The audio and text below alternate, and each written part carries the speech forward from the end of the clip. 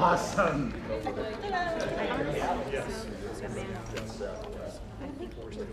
Okay. A rowdy group back from summer vacation. Can you imagine what those teachers are having to do, trying to calm those kids down? I can't get this group. All right, at any rate, welcome everyone. Glad to see you all here. And I'm about to present the regular meeting of the Board of Uplift Education. It's Tuesday, August 29th, and it's 4:35 in the morning. Anyway, call the meeting to order, and again, formally welcome everyone. I have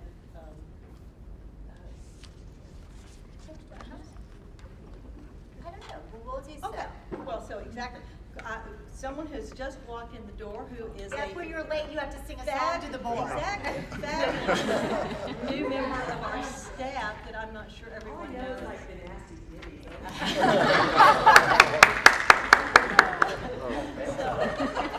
Christy Erickson, who is our Chief People Officer. Chief People and Innovation. And Innovation Officer, thank you. Of course, we always have long titles. Let's see, the Facilities Committee used to be just 2 words now.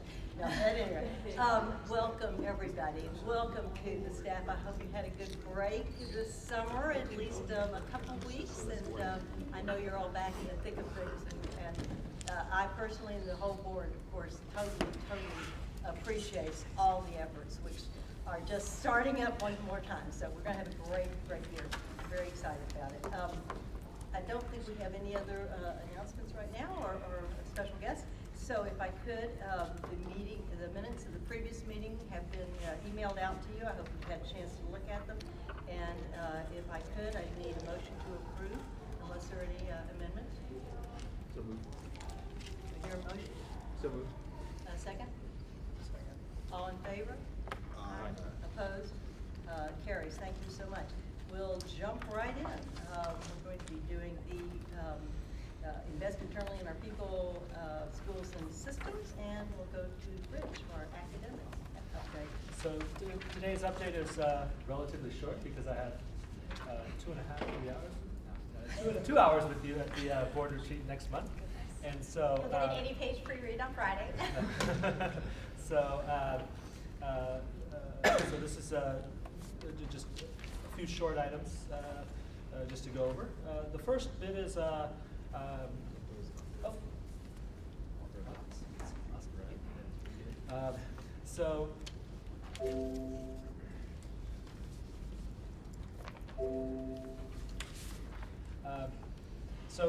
really 3 things to share. First is we just started week 4 of the school year, and things are off to a great start. A lot of us, when we debriefed the start of the school year with the E-team, with the managing directors and the campus directors, I think the consensus is it's probably the best start to date, and we're really excited about where we are. Our academic initiatives, and these are going to be shared in more detail next month, off to a great start, and both Yasmin and I are spending a lot of time at schools, just making sure that we're out of the gate strong in terms of our academics, and we will be reporting out on just the progress we're making toward those initiatives throughout this year. The second note is around state accountability. In June, we had forecasted that we would have 2 improvement required IR schools. The data came in, and we officially have only 1, but we still need to make sure that our schools that were close are taking that proverbial leap in terms of their performance and growth. So Uplift Gratis is our lone primary, our lone IR school, and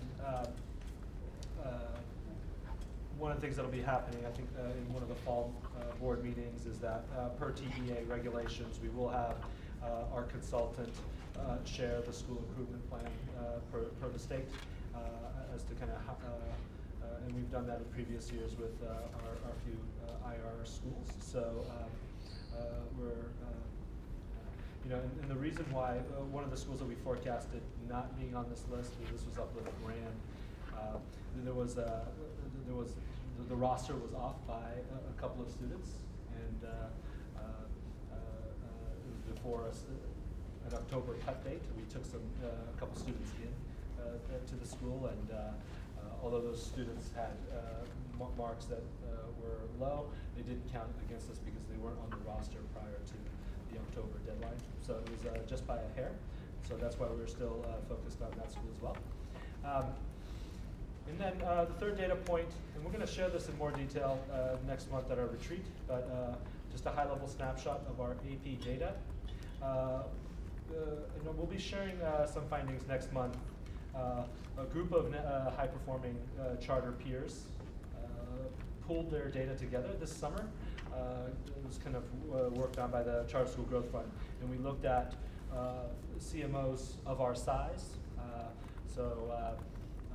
Noble in Chicago, Uncommon Schools in the East Coast, KIPP, all of KIPP National, and a few others pooled their data and looked at college-going rates, ACT, SAT, and AP scores. And we just got the preliminary report. The data's still being scrubbed. And so we'll be sharing some findings and some learnings based on our performance, and we'll share those next month at the retreat.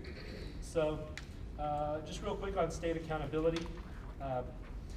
Schools have to hit either index 1 or 2, which is around a performance measure as well as a growth measure.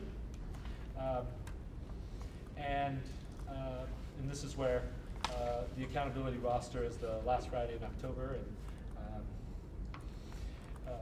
on primary, we had Gratis, which did not meet index 1 and 2, so they're required. Mighty and Meridian did not hit index 1. Index 1, you have to have a pass rate of all your state assessments over 60%, and both schools were in the high 50s, but they had individual student growth at a rate where they made index 2. And then Uplift Grand did hit 60% in terms of their state tests that they took, but did not hit individual student groups growth, so they did not hit index 2. So it's kind of the scorecard for primary. In middle school, all of our schools met standard. We did get a light for Luna Middle School. Again, this is index 2 student growth, student growth measures. High schools, all of our schools met standard. We shared this at the last board meeting, but the school that we want to monitor very carefully is Mighty High School. Their pass rates on all state assessments were in the 61–62% range, so they just barely made the cutoff. We have a lot of students who start at that school relatively low, that in high school are struggling with some of the required end-of-course exams. And so we're monitoring that school, but all of our other schools were healthily above the accountability line in high school. And then just a snapshot of our AP performance.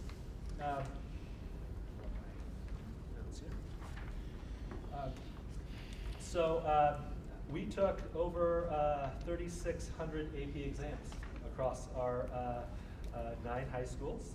Next year we'll have our 10th high school taking AP exams. And so there was an additional 168 AP exams that were passed with a 3 or higher compared to last year. And really the cohort size was just a slight increase. So it's really exciting that there's more more passed exams. The pass rates though are similar from previous years. Just at a high level though, these are very similar to the trends that we see with other high-performing charter schools. So I'll be sharing that detail a little bit more by content area at our board retreat when we take a deeper dive. But I'll pause right there to see if you have any questions about the start of school or about accountability.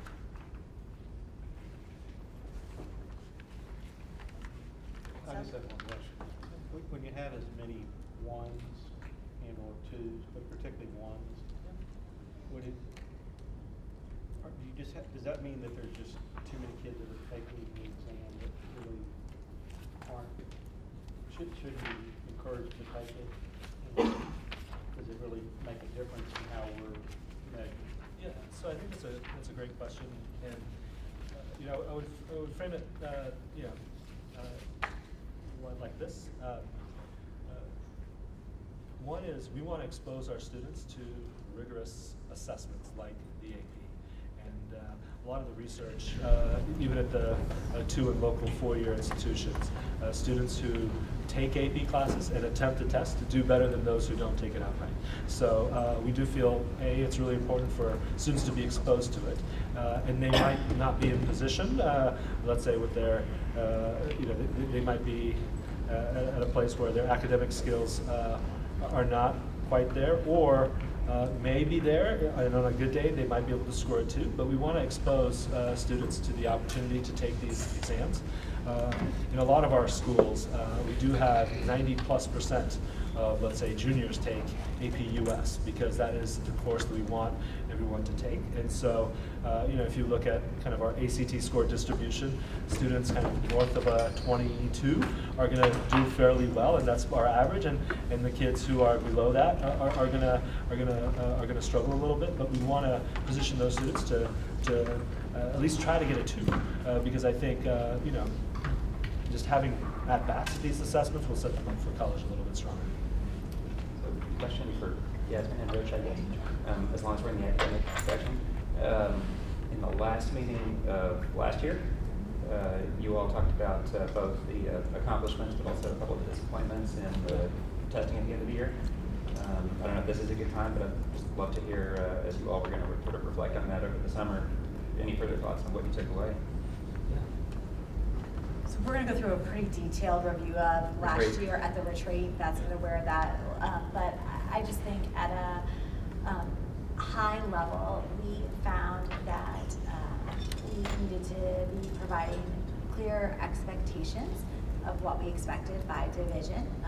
We needed to increase our eyes on classrooms versus having discussions about and reviewing plans, but how was it actually being executed and was it happening in a consistent way, and providing more support in the how of the work getting done. And so in some divisions that's definitely felt like some autonomy has been taken away, but we're doing that in the spirit of improving consistency in scholar outcomes across our schools. And so I would say those were some of the big picture reflections that informed our work over the summer that's driving how we're supporting schools at the start of the year. But Rich will walk through in detail by division what those instructional initiatives are, as well as the data highlights and the growth areas. We'll be walking through pre-K to Going to college. college and persistence and graduation rates at different types of colleges, head to toe. And I think, and then also sharing some comparative data locally with our state peers as well as our national peers. And I think overall there's some clear areas that we need to grow in. Elementary literacy. We do need to make our kind of college-ready scores around ACT and AP more consistent, because it has been too much of a swing in terms of network averages. Middle school has stayed pretty flat, but we'll be going through kind of just a deeper level of analysis, looking at student groups and looking at our performance over time. As a follow-up to Rich's question regarding the AP performance, from a school's population perspective, is it focused on a few schools, 2 schools, 3 schools? How many kids are actually taking it from a 9 schools? 9 high schools from last year. And how do is one school sending more kids to take the exam than others? Yeah, I would say there's kind of 3 groups of schools, and and I'll share this at the preview. It's a preview for the board retreat. I would say North Hills, they tend to perform very well on AP exams. Then there's a group of schools, Uplift Infinity, Uplift Summit, and Uplift Williams, who perform kind of in this next range now. And then our other high schools are kind of about the same, but on a kind of a 3rd level of performance. And so really part of the kind of the work that we have to do long term is to kind of bring that lower group to the level of the Williams Summit Infinity range, and focus on a couple of key subject areas to get that middle group performing at the level of North Hills. Rich, are the APs sometimes used as a grade for the class, or is it all based on end of course exams? And if it's end of course exams, are you tracking approximately the same kind of pass rate? You know, so that, you know, some kids are doing pretty poorly on the end of course exams, or how does that measure to actual classroom? Yeah, so we do not use the AP results to, AP results are not calculated into student grades. I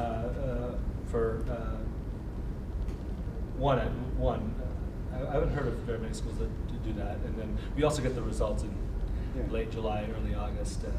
And so for these courses though, we do have common assessments, and we don't have end of course assessments for these classes, but we do have interim or common assessments for a few of the AP offerings, AP Calc, Lang and Lit, environmental science. But this was the first year where a couple of schools decided to take on additional AP tests through a grant with the National Science Math Initiative, and so offered AP Physics or AP Stat for the first time.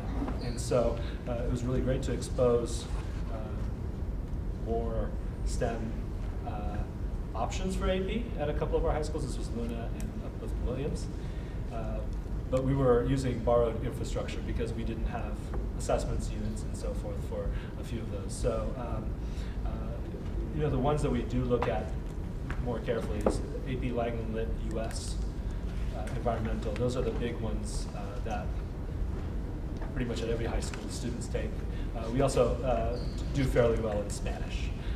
So those are kind of the consistent ones, and then depending on kind of the talent of the teacher or the interest of the teacher, we have a couple schools that offer AP Art and a few other different ones.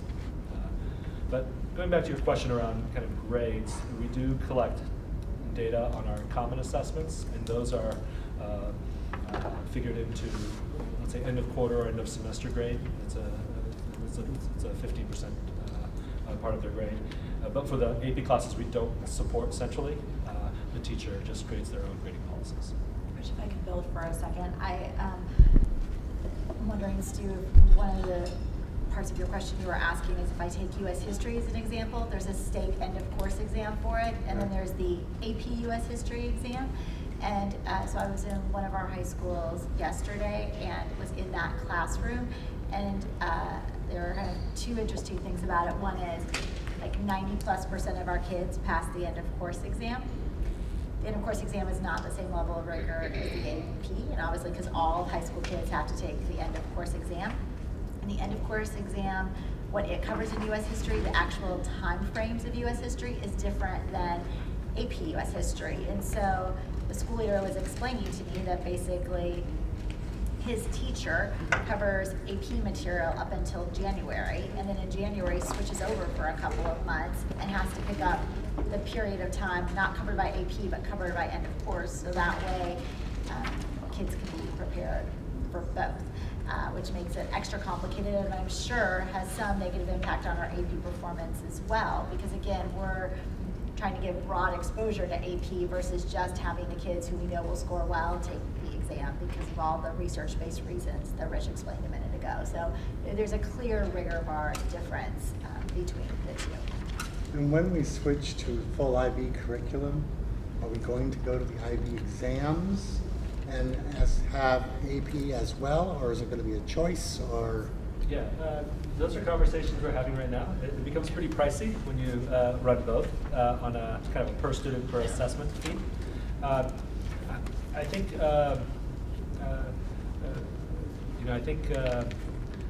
let's take AP US history. That's usually taken in the junior year. For IB, there's a History of the Americas course. That's a 2-year course. And I think some people are thinking about, do we do North America in junior year, South America senior year, prepare for the IB exam, but do give students an option to take the AP US history. Those things are kind of talked about. We definitely want to prioritize the IB assessments, but I think we'd be open to something like that, or something around Lang and Lit, AP English. But I think just doing the mapping of some of the sciences, some of the math options, I think we probably need to focus on internationally moderated assessments rather than trying to nail both. But I think there's just a small handful of assessments where we might provide that option. Any other questions? Rich, thank you, and that was a teaser to come to the retreat. Okay, finance. Stacy, I know you've been busy, and Jack? Absolutely. Hi, everyone.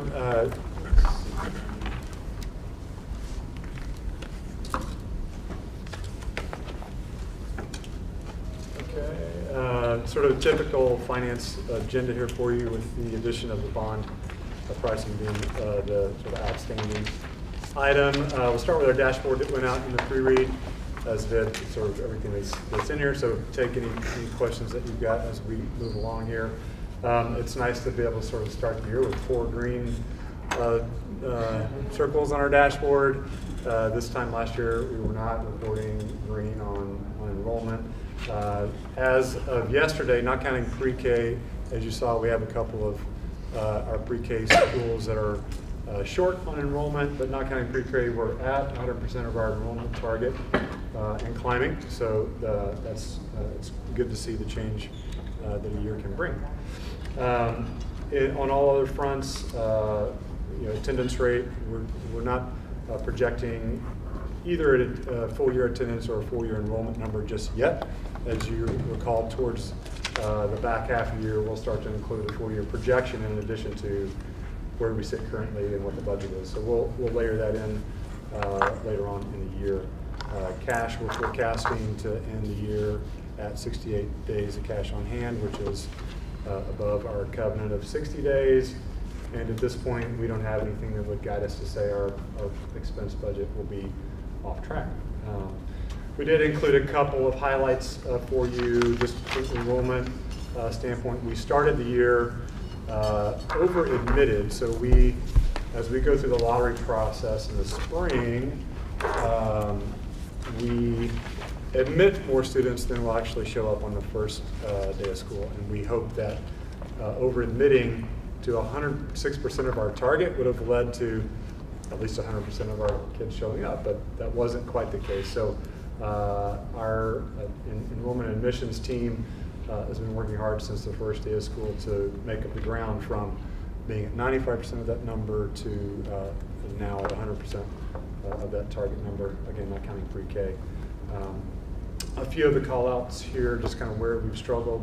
These were struggles early on and continue to be struggles. Both Gratis and Hampton are about 95% enrolled today.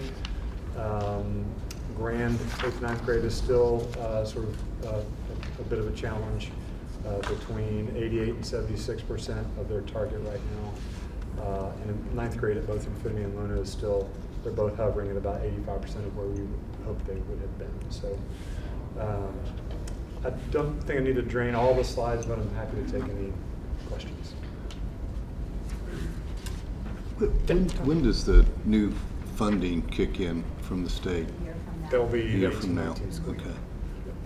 It would be wonderful to be able to articulate approximately how much of that drills down to teachers.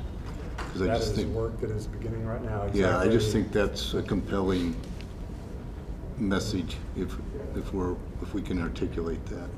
Yeah, we're working on how do we prioritize that additional funding and how much we'll make it to teachers' absences. Okay. Thank you.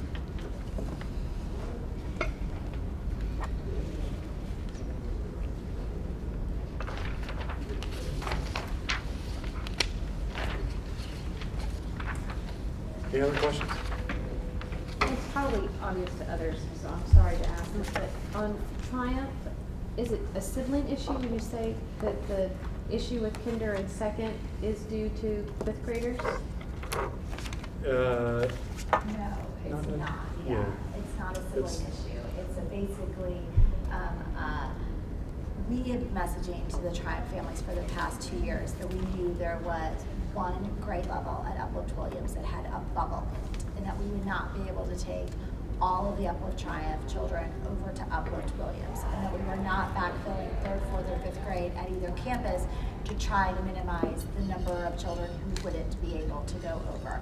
And we were left with around 25 children who would not have a spot at Uplift Williams Middle School, and so 23 of them had to go over to Uplift North Hills. And the Uplift Triumph families were not happy about that, though we provided transportation for the first year, a uniform credit because they might not have an older sibling or cousin's uniform to pass down.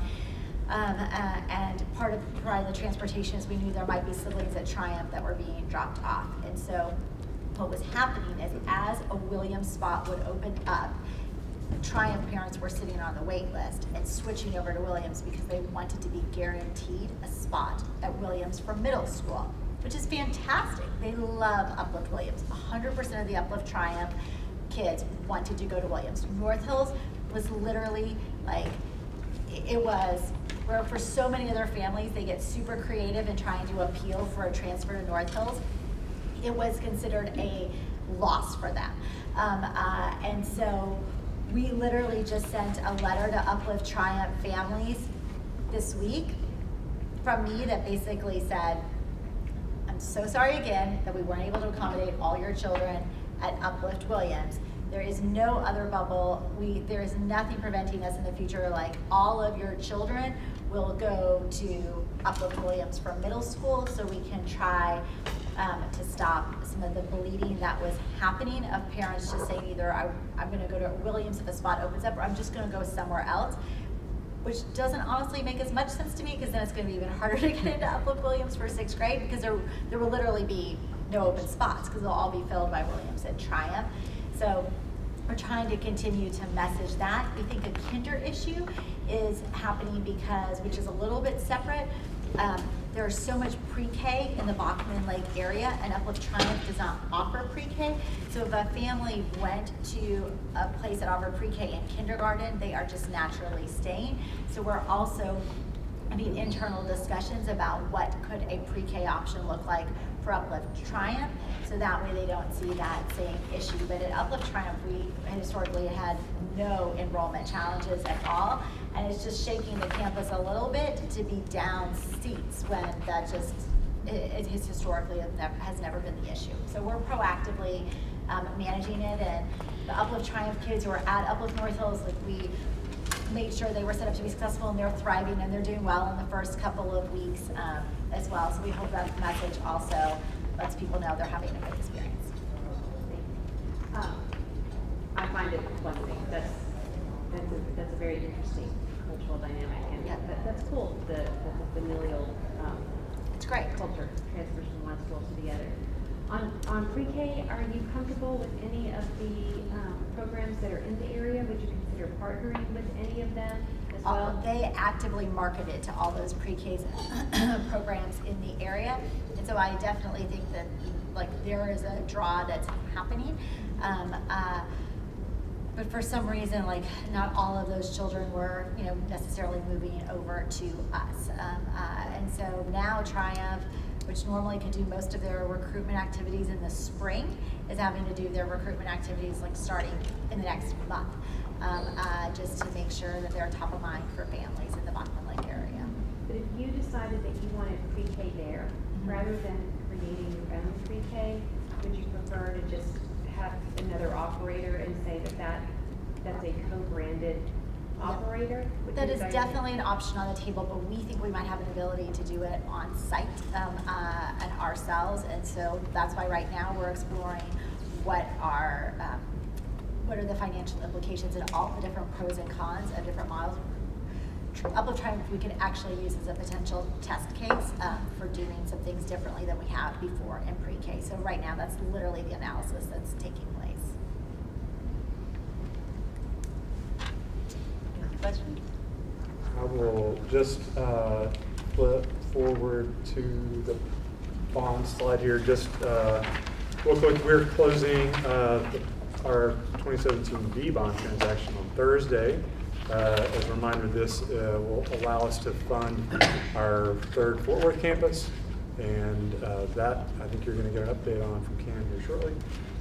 The most important number on the slide is the 3.82% all-in interest rate that you see there for the 17B, priced very well. The market being down from when we priced in May drove a good portion of that additional drop. We seem to have a knack for timing the market and little dips in the market, and we found a little dip right in there in the last couple of weeks or so. So and we're excited about where we've ended up. Any questions about the bond transaction?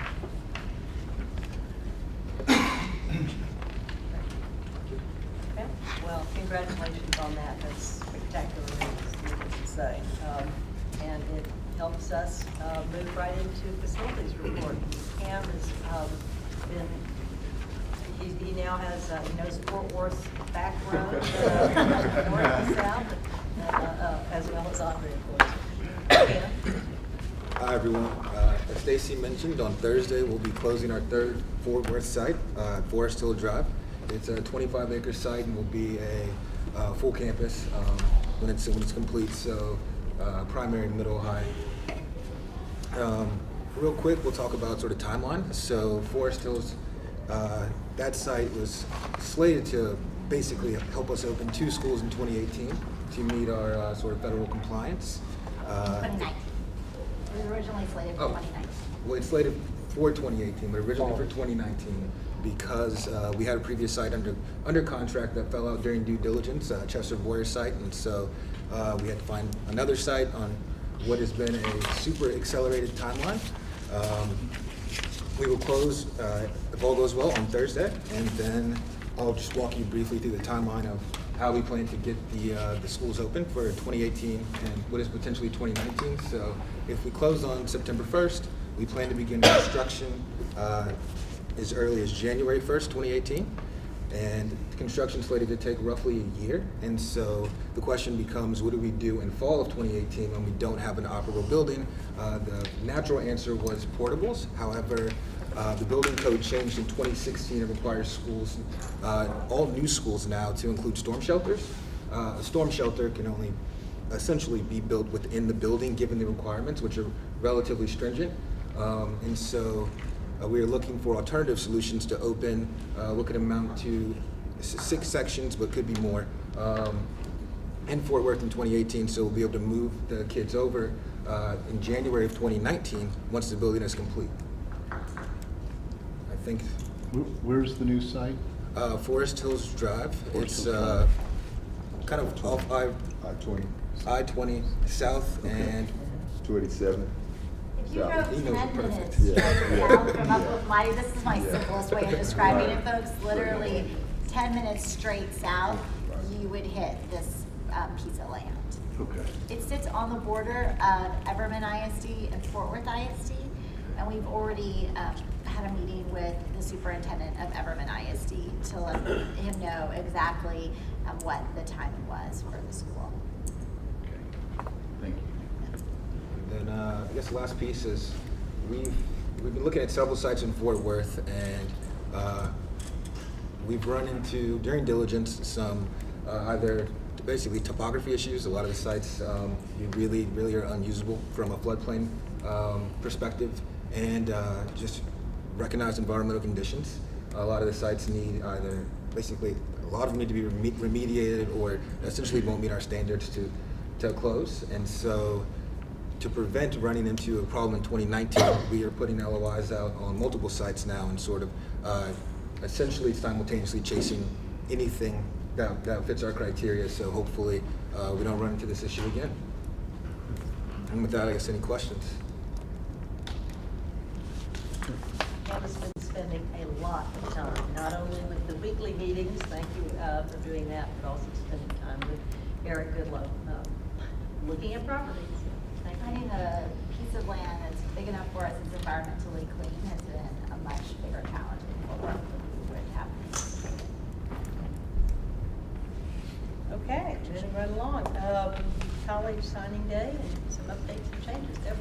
Yay, college signing day. Mark your calendars. It's April 26th of 2018. Something new that we are doing next year and moving forward is we're going to have 2 college signing days on the same day, one in Dallas and one at UTA. We're still getting ready to sign contracts, but we've gotten to a scale where we keep having to cut the lower grades to being able to attend college signing day, and that's a big piece of building that college-going mission for our younger kids and build that excitement. So the team looked at holding 2 simultaneous events. We do outsource the production the day of to Snap Productions and have used them since its inception, and they feel confident that we can execute 2. So we will essentially slice our schools up in half, and now 6th through 12th graders, once again, will be able to attend college signing day. One group will go to SMU, and one group will go to UTA, where we will host all 6th through 12th graders, again, celebrating college signing day. We're also going to change up the tailgate in Dallas. We want to try doing a dinner the night before. So more details about that to come with sponsorships, table sales, those types of things. We'll be looking for chairs for that. In Fort Worth or in Arlington, we won't do a fundraiser. We'll host a community breakfast. They have a series of suites within that venue, and we'll just host free folks to really have an awareness building and have them buy into our mission, and then the following year host some sort of tailgate to build that fundraising capacity for Road to College in Tarrant County. So any questions or volunteers for being a chair of the first dinner Road to College fundraiser for College Signing Day? Wow. Any input or feedback on having 2? Well, so they figured out how to get the 6th graders back. Yes, we think so. Right. Thanks. So that with growth, more challenges, but we're up for it. So thank you. Okay, we instituted an Uplift Spotlight last spring, and we're excited to have one more exciting Erin Hearn, who is our Director of SEL, or Social Emotional Learning. Great, thank you. Yeah, I'm Erin. I'm the Director of Social Emotional Learning. Thanks. I'll come over there so I get on the camera a little bit more organically, if that's okay. So we're doing a lot of exciting work with social emotional learning at Uplift, but I wanted to take this time to spotlight one particular program, which is our partnership with a nonprofit called Cultures of Dignity. So back for the 16-17 school year, our staff elected to have Rosalind Weissman come and speak during convocation. She's a nationally, or internationally really, known educator and author. She wrote the book Queen Bees and Wannabes, which inspired the movie Mean Girls, which Tina Fey wrote, which is now like a cult classic. So we were really excited to have her down here. When she was down here, she met with Tony and I. We talked a little bit about our programs, and we found a lot of synergy between our 2 organizations. So she then approached us later with the idea of partnering, which we were really excited about. So Cultures of Dignity is her nonprofit. The mission is to support teachers and also help equip students to be able to navigate conflict, understand social pressures, deal with bullying, and really kind of dig into those social emotional skills. She does this in 2 ways. First and foremost, she's a public presence and a speaker. She delivers teacher PD to really dig into those skills that teachers need to know and how to execute conflict management and execution on their campuses. She also has written a curriculum. It's called Owning Up, and it's a curriculum driven to help kids understand bullying, help them understand what happens in social conflicts and social dynamics, understand cliques, and really have the ability to have their own voice in discussing what these issues look like on their campus and in their lives overall. So, sorry, I'm going the wrong way. So the great thing about this program is it's not a bolt-on to all the other stuff we're doing. It really lives and thrives in our mission statement, specifically within our SEL and diversity and equity and inclusion policies. So the IB mission statement instructs us that we need to inspire within our students a real intentional intercultural understanding. We need to inspire compassion and respect. Our Uplift mission statement instructs us to empower students to reach their highest potential so that they can positively impact their world. The Cultures of Dignity framework, first and foremost, empowers our students to understand what's happening in their world. So it's hitting on that IB mission of understanding intercultural understanding and be able to communicate across lines. Furthermore, it directly relates to many of the SEL priorities of self-awareness and social awareness and managing relationships. So it ties in so organically to things that we're already working on that we got really excited about what this partnership could and does look like today. So over the course of last year, Tony Walker, Ann Erickson, and I met with the Cultures of Dignity team multiple times to see what could this partnership look like if we really wanted to flesh it out. And what we decided was that there were 3 pillars to the program. The first was we need to focus on teacher training. So in the diversity, equity, inclusion space and in the social emotional learning space, research shows that you need to train teachers first and foremost to be exemplars so that they can impart this knowledge to students. The second piece is the owning up curriculum is excellent, but it was originally made for just middle schools. And we wanted to create cultural change on a K-12 campus. So we need to developmentally differentiate that curriculum so it could be really applied across our campuses.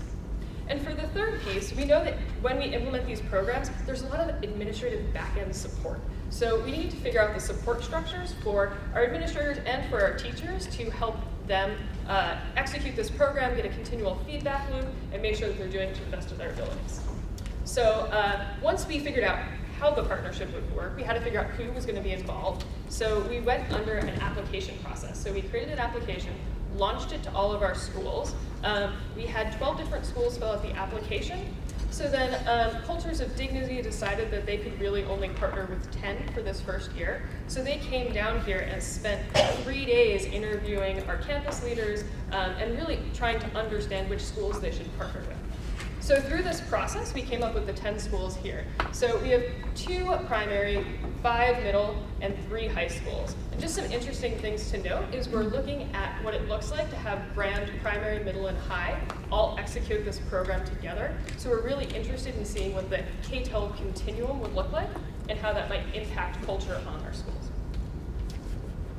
So the implementation, we're in the middle of the implementation now. So on the week of July 24th, the Culture of Dignity team came down here and ran professional development with our staff. So on the first day, they met with our social counselors with Tony's team. And then on the other 2 days, or the other 4 days, they met with groups of teachers for 2 days. On the first day, they focused completely on self-understanding. So understanding conflict in your own life, understanding managing conflict in the classroom, many other social emotional competencies that they covered in that first day. On the second day, they did a deep dive into this curriculum. So how would you make this curriculum come to life in your classroom? When the training was done, we surveyed our teachers, and out of those that responded, 94% of them said that the training was going to help them manage conflict in their classroom. So it's still sort of early to see what the positive feedback, what the feedback will really be, but overall the training was received really positively, which was exciting for us. Currently, our teachers and campuses are instituting the curriculum. The curriculum, we're letting campuses decide who and when to implement. Basically, the lessons are being taught mostly through our advisory programs to small groups of students. Again, it's really early to see how the curriculum is being received, but overall, we're seeing a lot of positive results and people being very excited about it. When we're looking towards supporting this, we're doing 2 different initiatives. So one is we wanted to create a culture of collaboration between teachers who are instituting the curriculum across our different campuses. So we're using our Blackboard course structure, which we use for most of our other curriculum, to create a space for teachers to share and dialogue different resources. We're also working with the Cultures of Dignity team to set up different implementation and advising calls and consultancies with our administrators who are on the ground, making sure that this is coming to life and observing these classrooms. So overall, we're still sort of in the beginning stages of this partnership, but we're really energized by the excitement that it's driving on our campuses with our teachers and the way that we're creating a culture of dignity, if you will, on our campuses. So we're really focused here on scholar experiences. What we want is to improve the nature of scholar experiences on our campuses and the overall culture. One of the ways that we're looking at these culture experiences is through our panorama data. So as you have heard in the past, we are looking at school belonging, and we're curious to see if we'll be able to see any difference in that, and also in our questions around scholar and teacher relationships. So again, that's just maybe one indicator of how these student experiences will change. We're also wondering, since this is an anti-bullying curriculum, if it'll affect instances of bullying. Again, just wondering of one way that we're looking at our scholar experience. So we're really excited about the partnership. We think it's going to have a really exciting impact for our scholars and for our teachers and sort of the culture, and we're looking forward to seeing what the outcomes will be. Anyone have any questions? Just a really quick question. Yes. So I love the third bullet point because that's the whole point of this, right? But I'm wondering if the fact that we're saying decreases in bullying reports really is kind of swaying what we're expecting, because it could be we begin to recognize bullying in its true form instead of what I think bullying is versus what you think it is. And so I'm just curious to really know if that's, I know that's our point, but. No, I totally understand what you're saying, and I think that's something we play with a lot, is like, as we're increasing awareness around SEL in general, are we gonna see an increase in general? I think what we're hoping here is that we're gonna teach kids conflict management and create spaces that are gonna be more respectful in general. Right. So I think there's an awareness piece and there's a competency piece. So again, we're kind of testing this out. Cultures of Dignity has a pre-test, post-test measure that we're also looking at, and we're going to see their change in data. These are kind of our internal drivers, and they're more wonderings than like real reflections. Okay, great. So. And then, sorry, quickly, my last question is just around maybe if they have any data around teacher retention, because of course as adults we have cliques, and there's, you know, if culture is, if we're teaching by modeling, that if somehow that will help, and maybe there's some data around that, that would be interesting as well.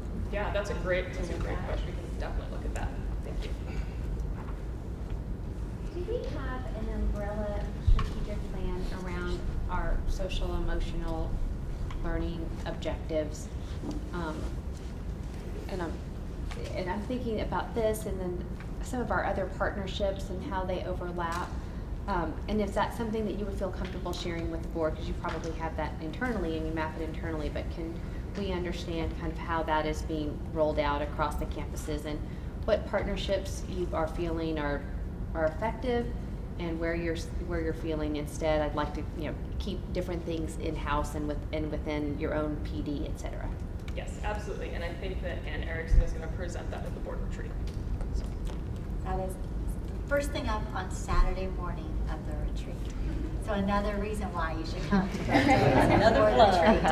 So yes, and all that will be in the pre-read also. So if you're not able to make a portion of the retreat, you can always follow up with a specific staff member or myself, and I can connect you on any questions or feedback that you have.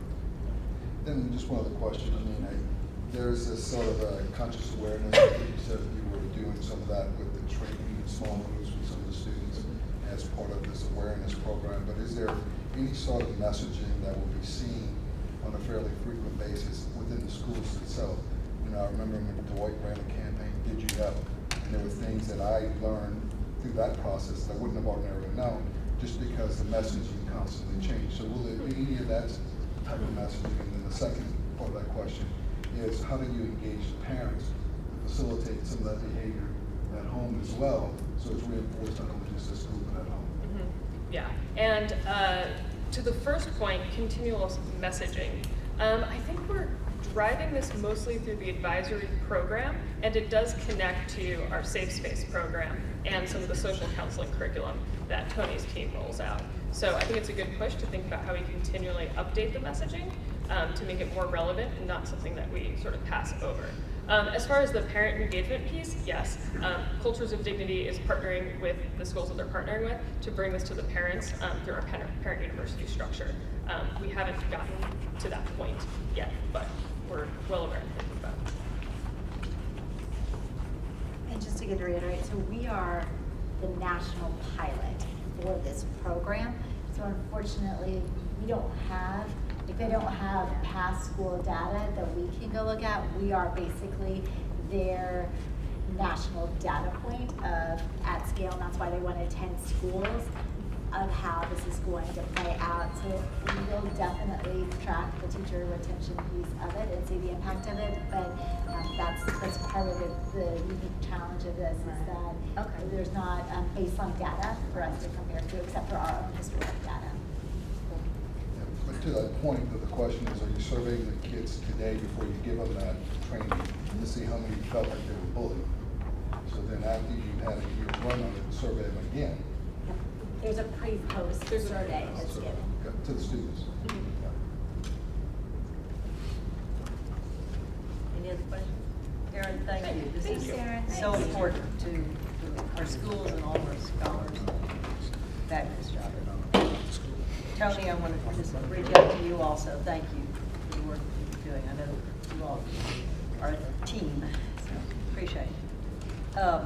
So next, I'm going to give the report for Danelle, who is not back in town yet. At any rate, we had a fabulous, exhausting year with the legislature, and it ended up being quite successful for the first time. We ended up getting $220 per student additional funding. That, of course, will go to, as Stacey was already saying, working on how do we get that down to our teachers and the most important groups in our organization. At any rate, it was a lot of work and a lot of really helped participate. Even the emails that we did, flooding offices with just emails was terribly important. So if you didn't have a particular representative that you were pursuing, which many of you did, I know that Tony was exceedingly important in one, and Colin was involved. We had many other people. I'm going to leave people out, and I shouldn't. At any rate, it was a stressful but very successful initial activity. So we are anticipating continuing that, and you'll be hearing more about that in a separate document from Danelle as to how we are intending to proceed. But I do want to encourage everybody to go to the summit. There's an annual summit, and this will be our third annual summit of all quality charter schools that we're involved with Addie Smith being our leader there, our lobbyist. And it is November the 1st, and it's from 9 to 5 in Houston, so you can catch an early flight down and a late flight out, and you'll learn a lot. It also will coordinate our efforts to make sure that they're very impactful. This year, obviously, is going to be a non-legislative year, but this is when you set up everything. We were really Johnny-come-lately, I think, this last time, and so we had a huge learning curve, and we're going to be on top of it for an entire year and a half until the session starts again, so, or I should say ends again. But anyway, we're very excited about moving forward, but please, please come. It's worth the time, and you get to meet also people from the other quality charter schools in the state. And I found that to be very interesting because you have a lot of sidebar conversations about all sorts of policy things that they're doing as well, just outside of the advocacy area. But of course, again, we need to have that united front because it really, I mean, who would have guessed it really worked? And again, I need to make sure that we compliment Yasmin, who spent unbelievably incredible amount of personal time working on legislation, working with all the particular legislators that you kept in contact with. Dawn actually got someone to go from a no vote to a abstain to a yes. So, okay, we're exactly. Yeah, so we're giving her 100% credit for that, okay? She deserves it. Went down and spoke, which was as well. But November 1, it sounds like a crazy day to spend the whole day doing it, but it really is most impactful, and we need the money. So. Are they planning to do, in the past they did a dinner the night before, nothing, so it's just 9 to 5? Yeah, they're gonna get all the board members in and out. On your email for the retreat, one of the last items was the link, so that way you have it available, so that way you can click on it, and it takes 30 seconds to RSVP. So if you please will make sure you note that on the email that was sent out early this morning, that would be great. And then Addie will be joining us Friday afternoon of the retreat. Again, another plug for coming to the retreat. And we'll be fully debriefing the legislative session and talking about immediate next steps. Thank yous to legislators that have gone out and some other follow-up items, again, in preparation for the next session, which will be 18 months away. Good. Action items. We need to focus on several things. Alex has been very busy, Ann leaves and Alex has just jumped right in. And we really appreciate your work. So I'll turn it over. Thank you. So I have a couple of policies to look at.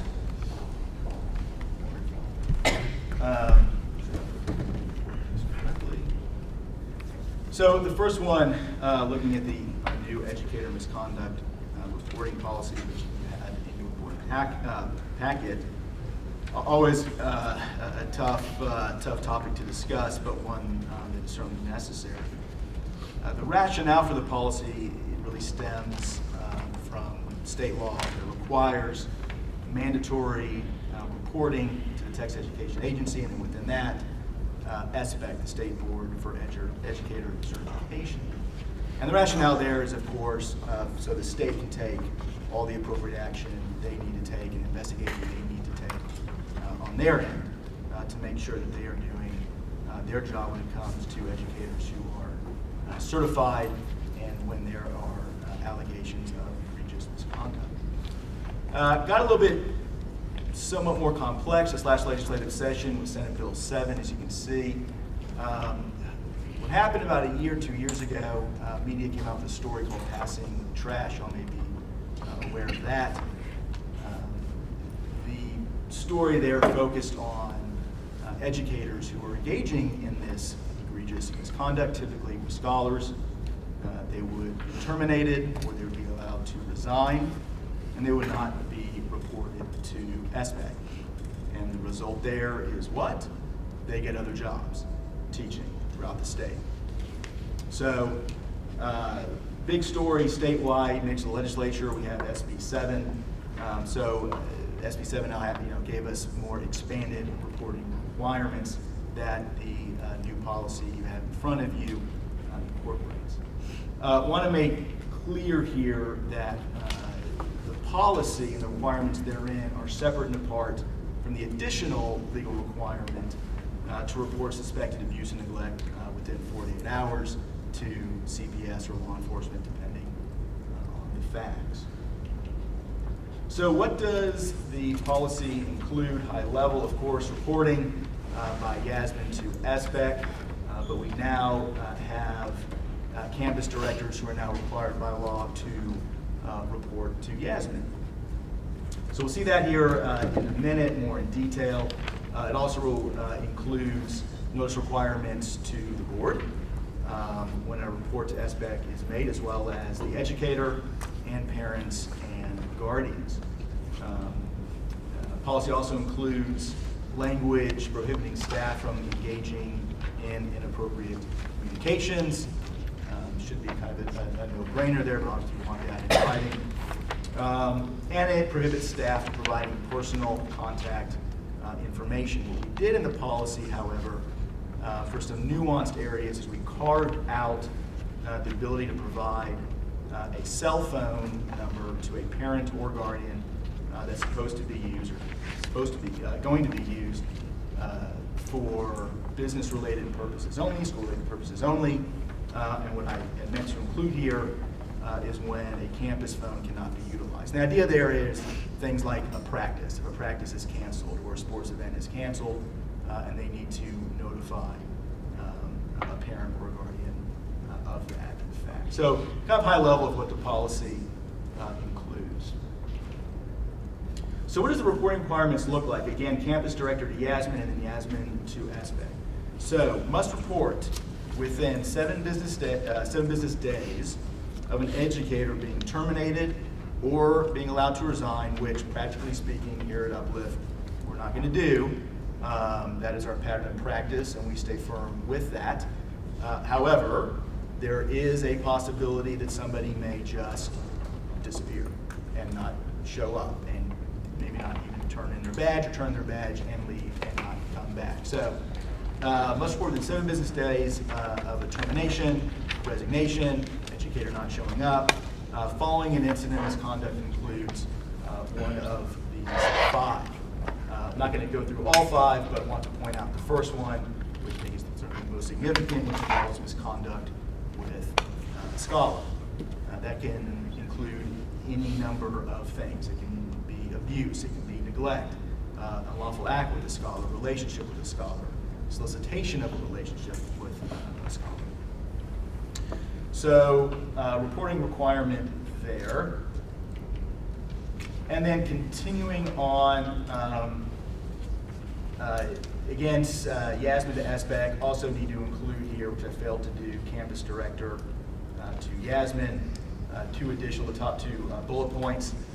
If a certified educator has a criminal record, so this would include anything like an arrest, a conviction, probation, deferred adjudication, anything along those lines, and we learn of it outside of the Texas Department of Public Safety, DPS, their clearinghouse. So what would something like that look like? Let's say we hear about it from a colleague or another staff member, or we hear about it from the media. If we learn about it anywhere outside of the clearinghouse, we are required to report within 7 business days to SBEC of that fact. Likewise, we are required to report to SBEC within 7 business days. If an educator engaged in conduct that violates the security procedures regarding our state assessment, so STAR. So if there's any sort of allegation or evidence or documentation of a violation of the procedures there, the security procedures therein, we have to report to the state within 7 business days. This last bullet point really pertains to Yasmin, who has the ability to make a permissive report, which we typically use language out of an abundance of caution. This really speaks to situations where maybe we're not really sure if it rises to the level of one of those 5 areas of misconduct. Maybe we think there was misappropriation of funds of some sort, but we're not really sure. Funds are missing, but we don't really know. We may make a report out of an abundance of caution. Same goes with scholars and what have you. So certainly have the ability to make a permissive report. So if we want to zoom out and really kind of take a high-level look at what a timeline looks like if we were to receive an allegation, we have that here. So we'll say an allegation of misconduct is made. On the front end of that, depending on the facts in front of us, Yasmin may or may not make a permissive report to SBEC, again, out of an abundance of caution, to go ahead and put SBEC, State Board for Educator Certification, on notice. Go ahead and get them on notice.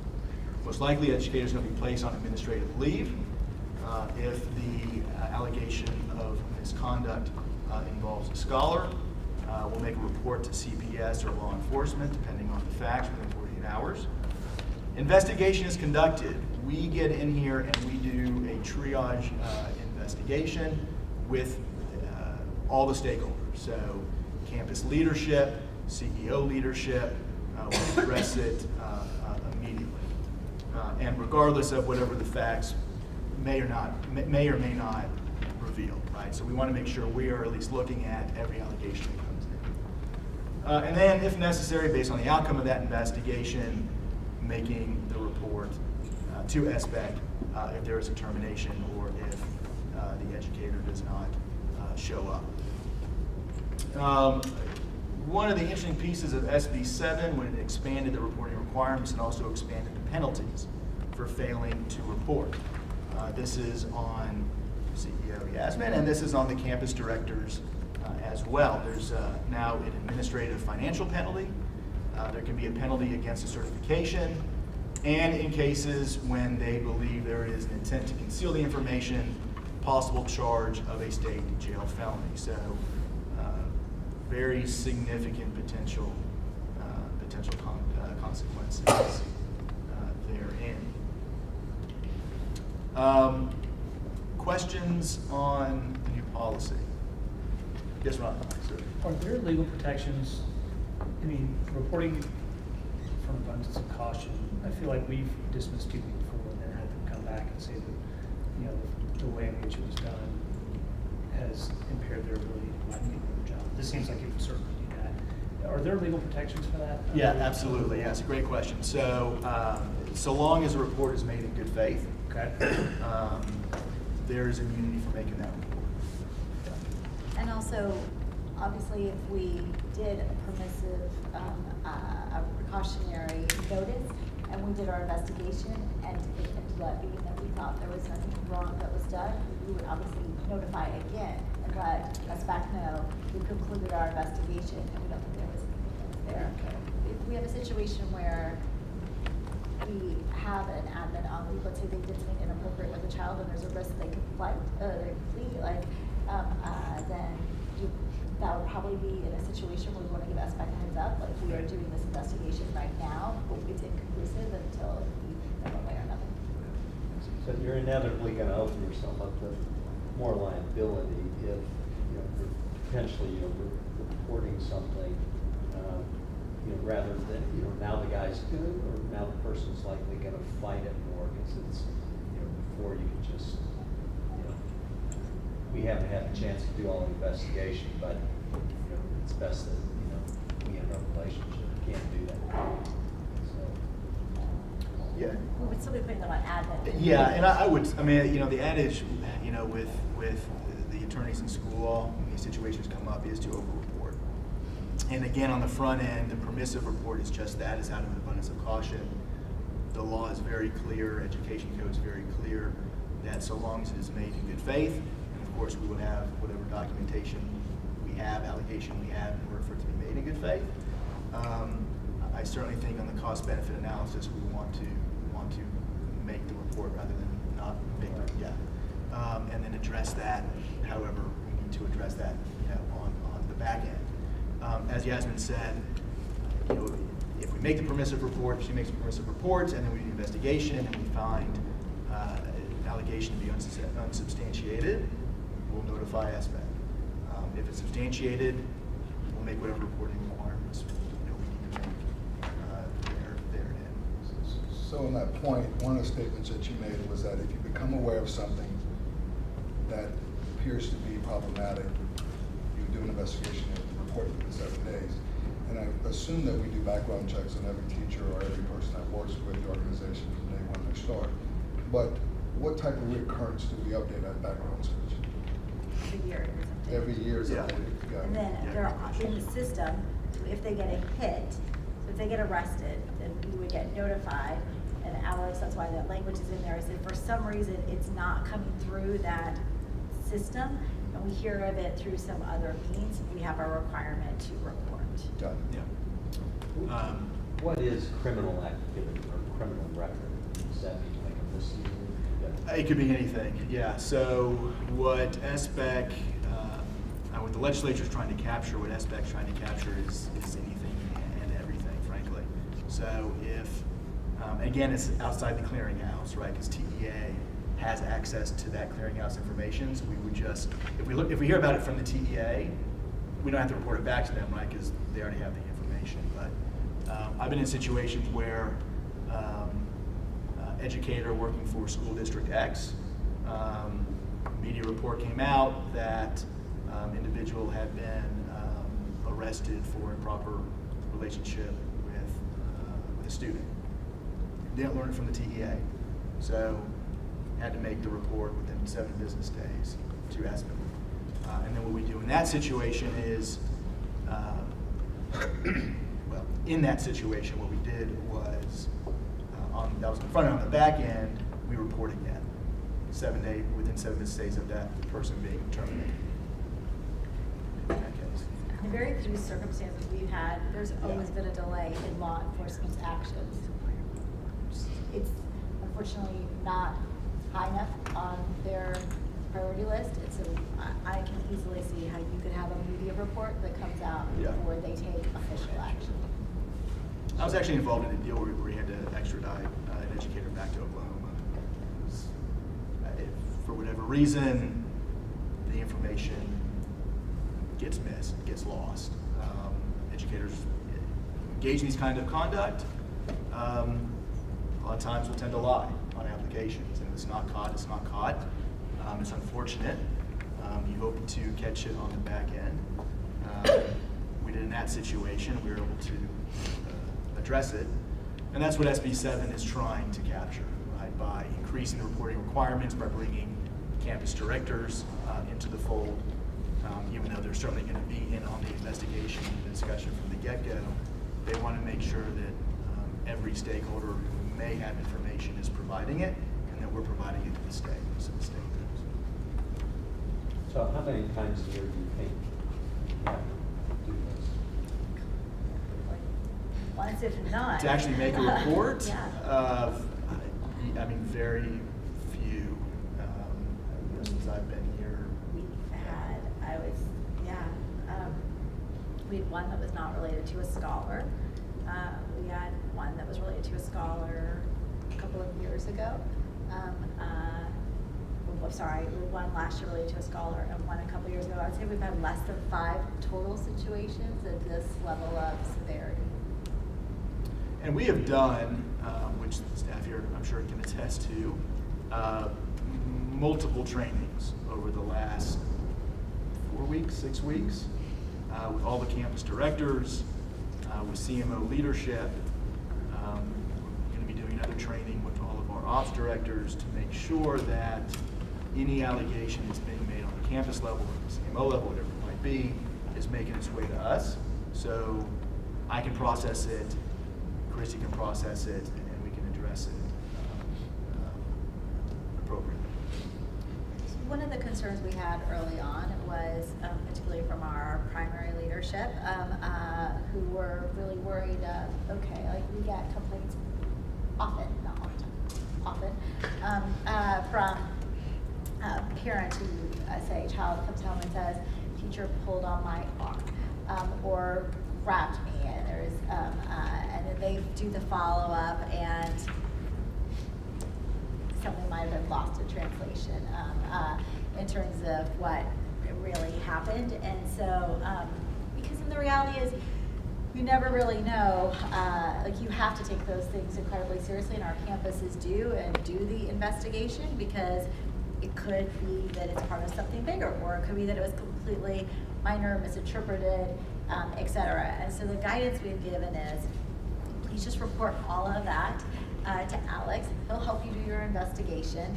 And in the rare circumstance where we think it's something bigger, we still have 7 days to figure out our investigation before we even would have to do a precautionary report. And so that way there was not this anxiety of all these primary school teachers are going to be reported to SBAC, which is obviously not our intent, but we also don't want to build subjectivity into the system where staff members are making determinations of whether or not it was a real threat or harm to a child. So Alex is going to get a bunch of emails, and we'll go through them one by one and make sure that hopefully none of them, and so far the few that have been shared up, we investigated them and they were fine. And we were able to move on from them. So. Any other questions? All right. Do you want to take them one by one? Say, should we do that? Yeah, take Okay, one by one. so we have a policy here that needs approval by the board. If we have someone who's interested in a motion, making a motion in a second. on approval of the policy as presented by Alex. Second? Second. Thank you. All in favor? Opposed? Carries. Thank you. Okay. All right, Number 2. moving on. I'm actually going to have the great assistance of the amazing Dr. Tony Walker. So, before we move to take a vote on the policy recommendations that we're making around our bullying prevention policy, I felt that it was important to spend just a few moments with all of you outlining some of the big changes that are coming down as a result of legislative changes through Senate Bill 179. So many of you may have heard of this statute. It's otherwise known as David's Law. David was a young man in the San Antonio area who was cyberbullied and tragically took his own life as a result of that cyberbullying. So the legislation is named after him. Bottom line, it's a really great thing for kids, this statute. It ensures that all school districts and open enrollment charter schools across the state are really held to a very high standard, the gold standard, of defining what bullying is and also how they approach it in terms of investigation and what consequences of bullying need to look like. So it's a really great thing for kids, it's a really great thing for schools. The reality is that it is pretty comprehensive statute, and so it actually requires several changes to our existing policy in order to be in compliance. So I'd like to start just by going briefly over some of those high-level changes. First off, this was passed into law at the end of June. One of the things that it does that's interesting is Chapter 37 of the Texas Education Code, which is really all about discipline, now applies to open enrollment charter schools in the context of bullying and bullying only. Okay, so I'm not saying all of Chapter 37 applies, I'm just saying that the pieces around bullying now apply to open enrollment charters. One of the things that it does is it tweaks the definition of bullying and is actually very specific on what bullying is and what it's not, and also what cyberbullying is and what it's not in the eyes of the law. And it explicitly includes cyberbullying that may occur away from school, and we'll talk about that more in just a moment when we get to the definition. There are specific pieces of policy that have to be in place from all districts and open enrollment charters. It also changes what are considered expellable offenses and requires that student codes of conduct include those specific elements. And again, we'll talk more about that in just a moment. Another big thing that it does is it actually makes cyberbullying a crime, which is something that is new, and many of you have probably heard a lot of press coverage around some major cyberbullying incidents that happened recently.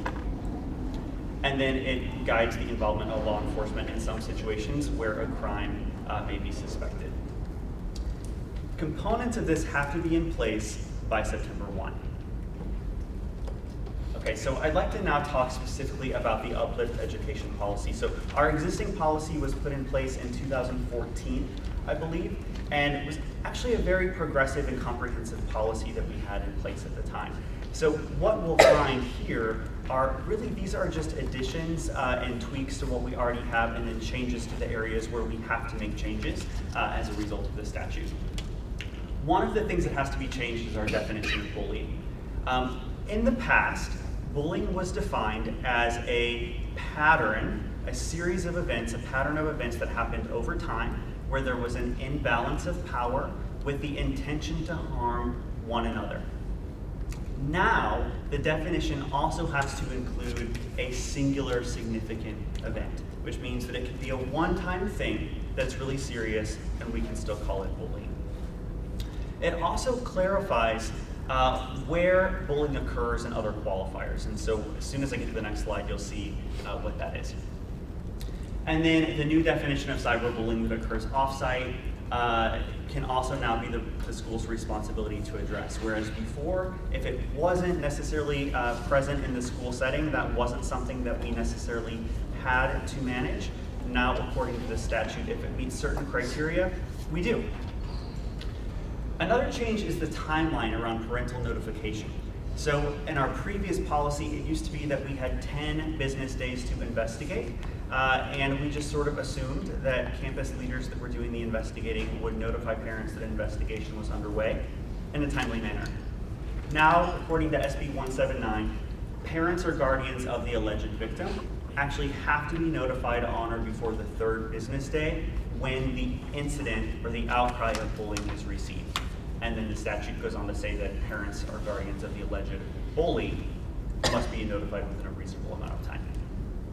We must also now include a specific self-defense exception when we're applying discipline. So basically what this means is that if a student is using self-defense in a true bullying situation, they're trying to protect themselves, we're not going to apply the code of conduct to that student that's just using self-defense. And so that has to be really clear in our policy. It must provide a little clarity around law enforcement and the involvement of law enforcement, and then again has to speak to amending the code of conduct on what expellable offenses are considered. So here, and all of you should have this in your board packet, I know it's small writing, but wanted to provide a really crystal clear definition on what is bullying and what is not. And so this aligns with the policy that you all will be voting on momentarily. The first 3 statements must be true in order for an event to be considered bullying according to statute and according to the proposed policy. Number 1, there's either a pattern of behavior present by one or more students, or it has to be singularly significant act. Number 2, there is a real or perceived imbalance of power. Again, that's staying the same from our previous policy and previous law. 3, the behavior has occurred through written or verbal expression, physical conduct, or through electronic means. And then 1 of the 4 statements in that large box in the middle has to also be true. So it either has to physically harm a student, damage their property, or place the student in reasonable fear of harm to self or damage to property, and so forth. Has to materially or substantively disrupt the educational process, has to create an intimidating, threatening, or abusive educational environment, or has to have infringed upon the legal rights. So just 1 of those 4 things, in addition to the previous 3, must be true in order for it to meet the criteria of bullying. If it's an allegation of cyberbullying, then 1 of those additional criteria in the bottom box also has to be met. Okay? So it has to either occur on school property or a school-sponsored event or related activity, or occurs publicly or privately owned bus or vehicle being used for a school or school-related activity, or occurs off school property, and this is that new piece, but interferes with the student's educational opportunities or substantially disrupts the orderly operations of classroom, school, or school-related activity. So if it happens off-site, but there's a substantial disruption to the school environment as a result, then it is now the school's responsibility to address cyberbullying as well. Questions on the definition? Yes? So I understand the last line as it relates to cyberbullying, but what about bullying between scholars that isn't cyberbullying off-site? Is the school required to address those as well, that situation as well? So the answer is not according to statute, but in my experience, I have yet to see a circumstance where there is true bullying that's happening off-site that doesn't somehow bleed into the school environment. So I would wager that if something is happening at home or in the neighborhood and those 2 students are attending the same school, that we probably would see evidence of it in the school setting as well. And I think a lot of that, Tony's point is the extent to which we can extend our authority, right? So, but as Tony said, when we were chatting about this, so much of this will bleed into schools that it's most likely occurring on the school. We can address it in that context. How likely is this to be with other Uplift schools? So in my mind, I'm just thinking this is only at Williams to Williams scholars, but it could be Hampton Williams scholar or something like that. So I'm assuming that this applies to all of Uplift regardless of where Absolutely. it occurs. This would be our network-wide policy that applies to all Uplift scholars regardless of whether they attend the same specific school or not.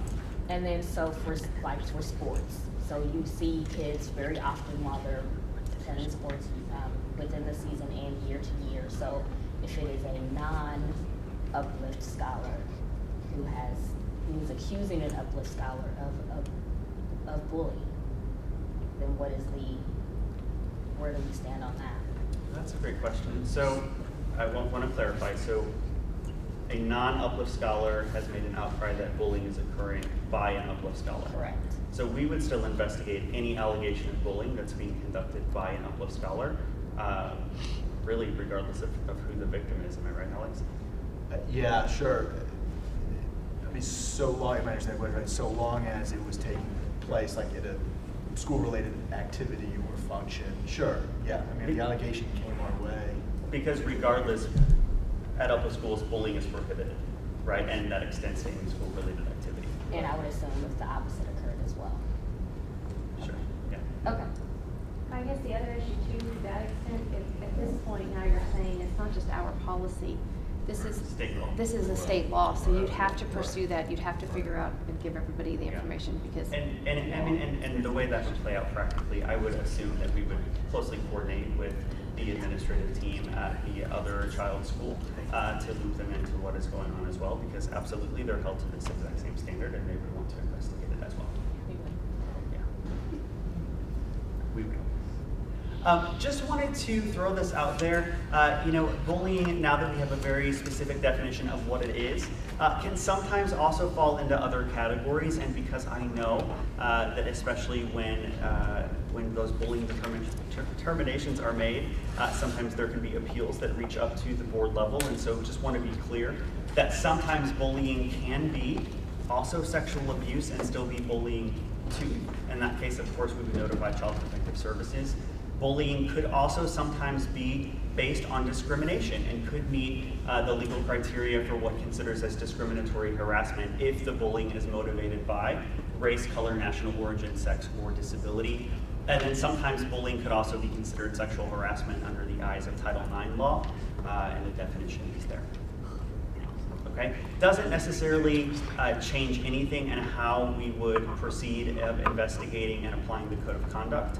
But can come into play if, for example, a student's family did not feel that the bullying was addressed properly and it happened to be based on sexual harassment. If they felt that we did not meet our obligations in addressing it appropriately, then it would open up the avenue for that family to also reach out to Office of Civil Rights. And where is sexual orientation?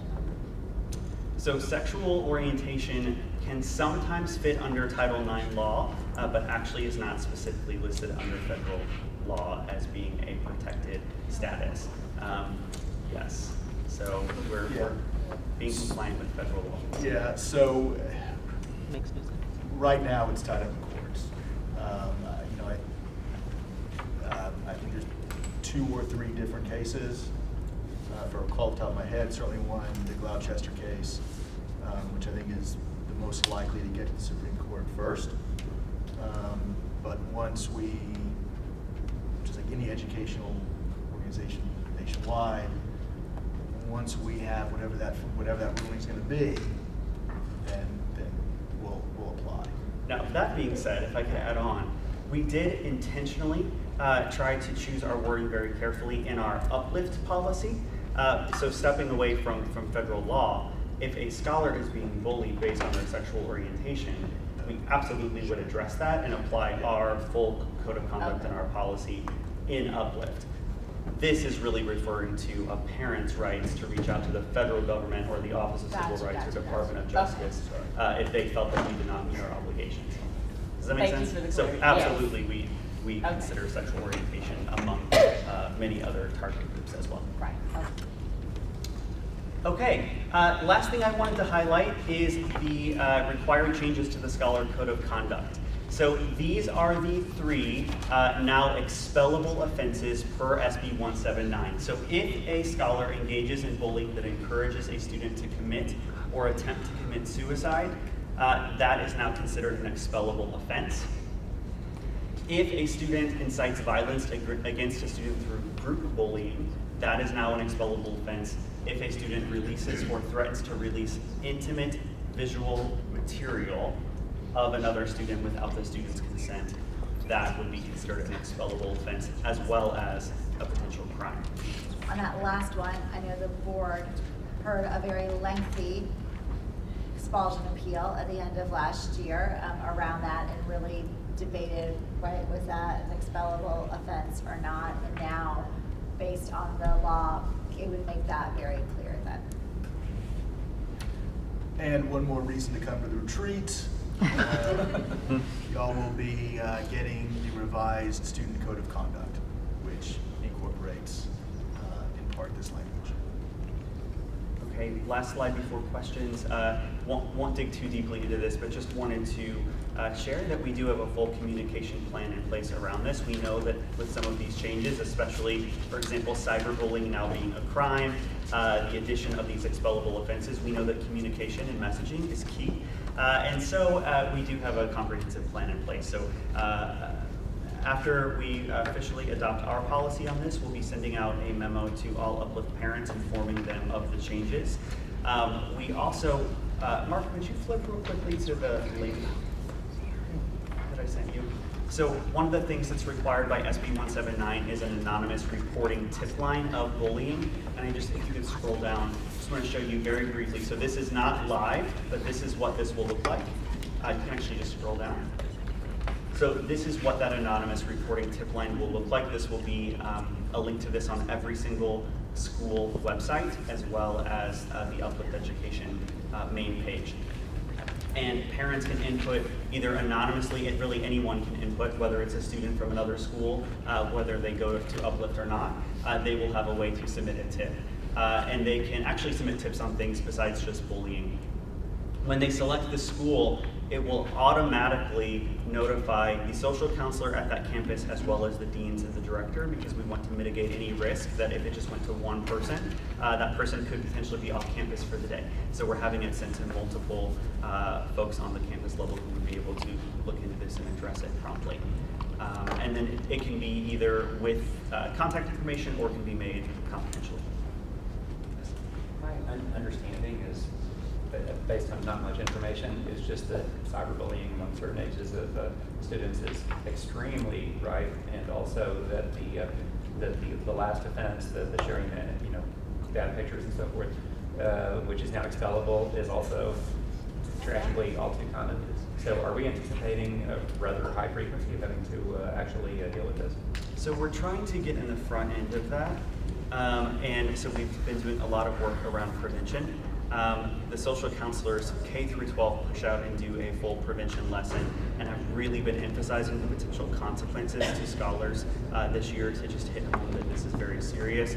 Also, all staff go through an annual training, and we really emphasize that this year as well.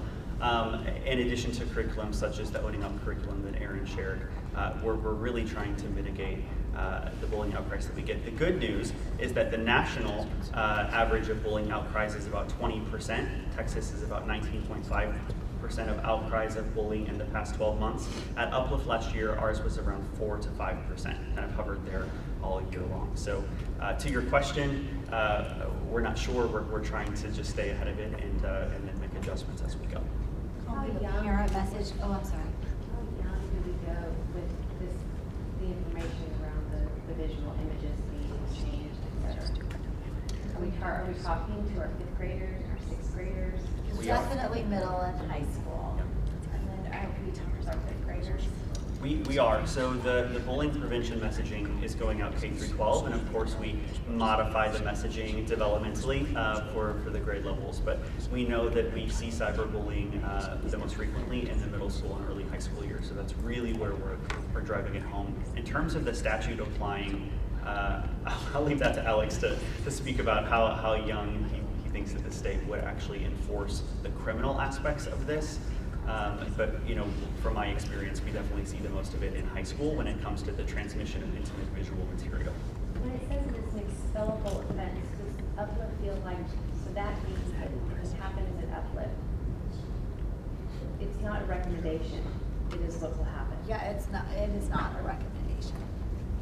And that's why, to Cullum's point, as soon as we got word, before this was even signed and official and we knew it was out there, we were talking about how do we message to parents, so parents can sit down with their children and say, like, I'm not gonna be able to protect you from a consequence, right? Like, this is the consequence, because if I go back to that appeal hearing that we all sat through that was like really tough last spring, it was a middle school situation, and it was two girls who were being mean because you took my boyfriend, and so guess what? I have this picture of you, and I'm standing here while we're all around the bathroom, and I'm going to blast it out. And so just making sure parents like understand very clearly that they're talking with their children, like there are real consequences, which there should be. And so making sure that the parents are also reinforcing the same message that we're having with kids and staff. And to the criminal aspect of that, we really have no control over whether an assistant DA would decide to press charges against a child. So we just want to be compliant Do with the law enforcement. parents sign the code of conduct or something? Are they getting this information through that as well? Well, it should be in every school. It's in the student handbook of every school. Whether or not we're collecting signatures, I'm gonna have to go back and check and see if we're doing that. That could be part of the initial pre-enrollment conference paperwork, so let me follow up with you on if that part's happening.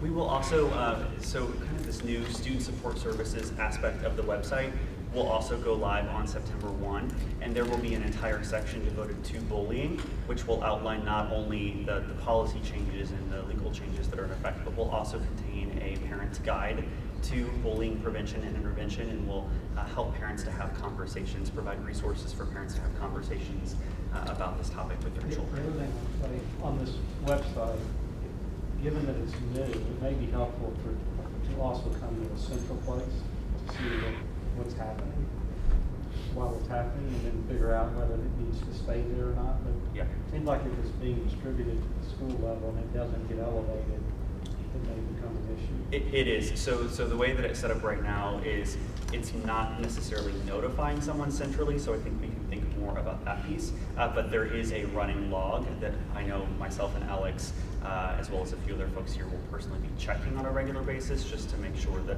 everything's being recorded the right way. And that log will be there permanently, by the way, so that if there ever is a parent allegation of, hey, I made this tip online and nobody ever followed up on it, we'll have that running log of what was submitted online.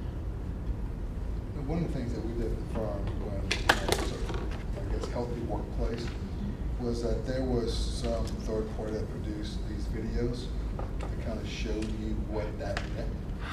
And we required every person to go through that. California takes it to the next level. I lived there for a couple of years. They had a similar program that was like an hour long, and you had to look at this whole process so you had this conscious awareness. So maybe there's a third party that produces something like that that we can get some of that content. Idea. Yes. Have that sort of popular discussion.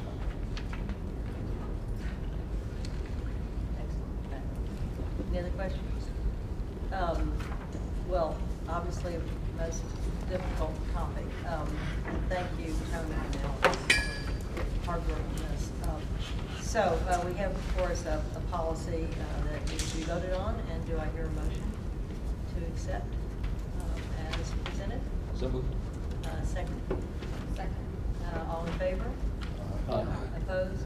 Carries. Thank you. Okay.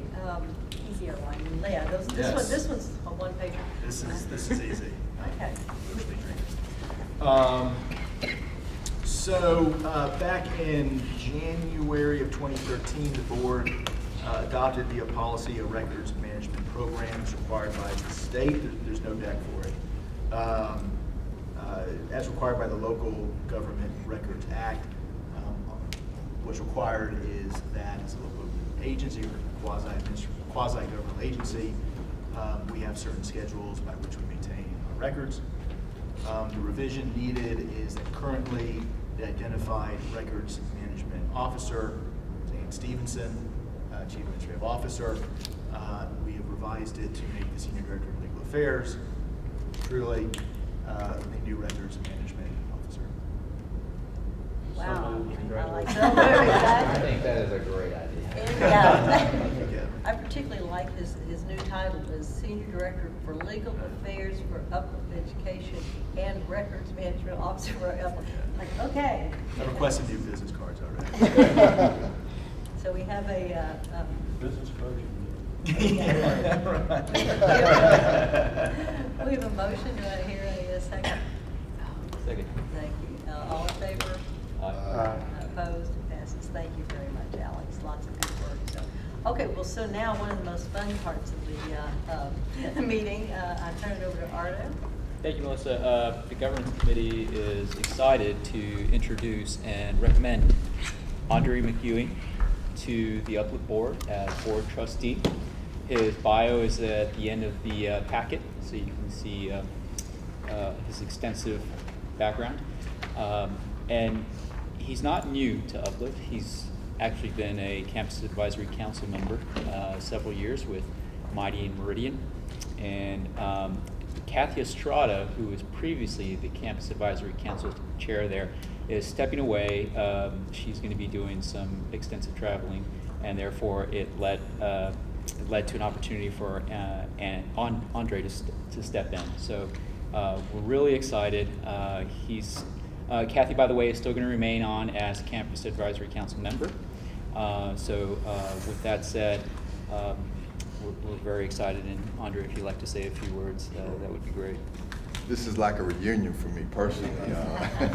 I look around and see the faces, but thank you so much for your support. I'm the son of two teachers.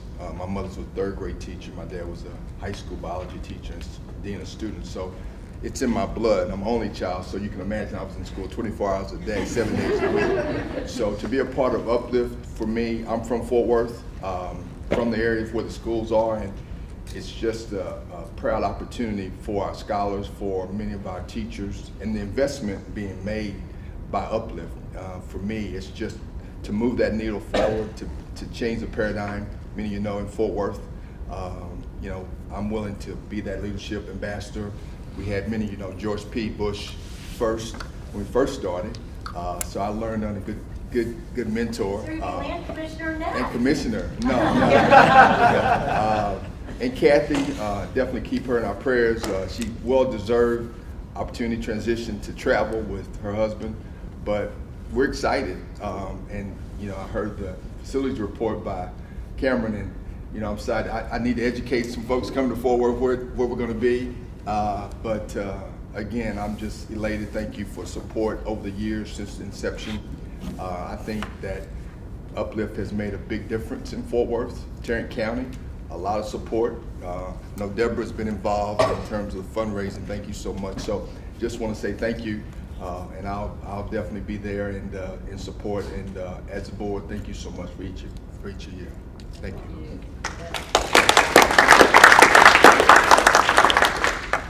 So now we have a formal vote to elect Andre McEwing as a trustee of Uplift. Do I hear a motion?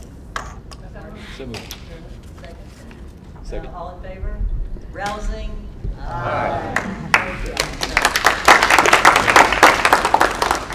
So we come to the community open forum portion. At this point, are there any individuals in the audience who have signed up and would like to speak?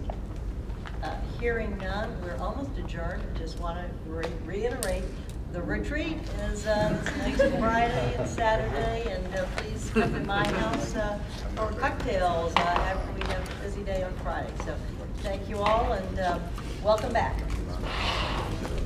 We're adjourned.